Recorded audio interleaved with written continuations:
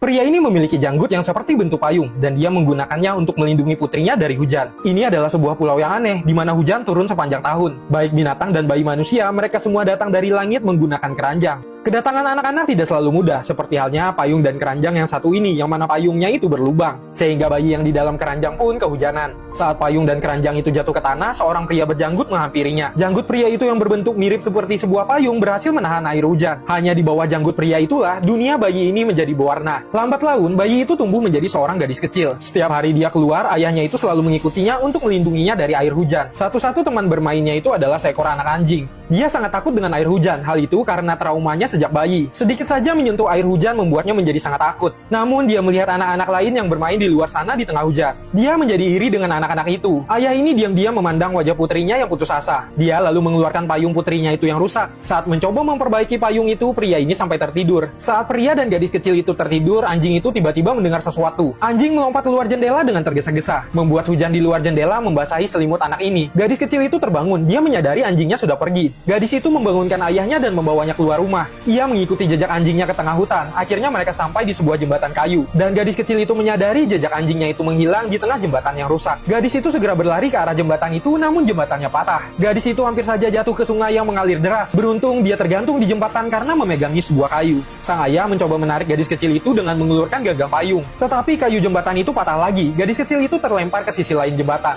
Meskipun gadis kecil itu selamat, tetapi melihat air hujan yang turun rendah di bawah jembatan membuat gadis kecil itu panik dan takut. Sang ayah bergegas membuka payung lalu melemparkannya ke arah anak gadisnya itu. Dia memegangi payung kecil yang mirip dengan kumis ayahnya. Kegelapan di atas kepala gadis itu perlahan mulai terangkat. Sang ayah kemudian menyuruh gadis kecil itu untuk menunggunya, sementara dia mencari cara untuk menyeberangi sungai itu.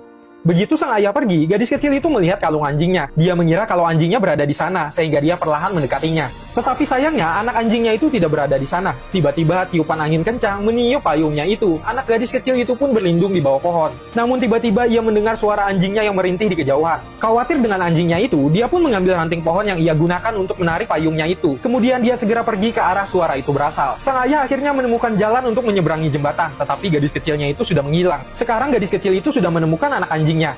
Anjingnya itu berada di tengah sungai yang deras yang mana ia sedang mencoba menyelamatkan anak anjing yang tergantung di pohon. Gadis kecil itu mundur selangkah dan kemudian dia berani melompat ke atas batu. Tapi ketika dia sudah dekat dengan anjingnya itu, payungnya malah tersangkut di dahan pohon. Satu sisi dia ketakutan, tetapi di sisi lain dia ingin menyelamatkan anak anjing itu. Gadis kecil itu kebingungan dan tepat pada saat itu ayahnya datang. Gadis kecil itu meminta ayahnya untuk menyelamatkan anak anjing itu. Namun keranjangnya jatuh ke sungai dan anjing itu juga terjun. Di detik-detik bahaya, payungnya itu berhasil mengait keranjang tersebut. Anjing beserta bayinya itu pun akhirnya berhasil diselamatkan.